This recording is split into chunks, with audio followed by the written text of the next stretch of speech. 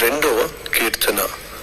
అన్యజనులు ఎలా అల్లరి రేపుచున్నారు, జనములు ఎలా వ్యర్థమైన దానిని తలంచుచున్నవి. మనము వారి కట్లు తెంపుదము రండి, వారి పాశములను మన యొద్ద నుండి పారవేయుదము రండి అని చెప్పుకొనుచు భూరాజులు యెహోవాకును ఆయన అభిషిక్తునికి విరోధముగా నిలువబడుచున్నారు. ఏలికలు ఏకీభవించి ఆలోచన చేయుచున్నారు. ఆకాశమందు ఆసీనుడగు వాడు నవ్వుచున్నాడు. ప్రభువు వారిని చూచి అపహసించుచున్నాడు. ఆయన ఉగ్రుడై వారితో పలుకును.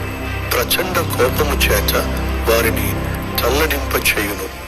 నేను నా పరిశుద్ధ పర్వతమైన సియోను మీద నా రాజును ఆసీనునిగా చేసి ఉన్నాను. కట్టడను నేను వివరించెదను.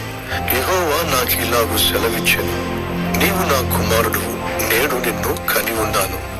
నన్ను అడుగుము, జనములను నీకు స్వాస్థ్యముగాను భూమిని దిగంతముల వరకు సొత్తుగాను ఇచ్చెదను. ఇనుప దండముతో నీవు వారిని నలుగగొట్టెదవు. కుండను పగలగొట్టినట్టు వారిని ముక్క చెక్కలుగా పగులగొట్టెదవు.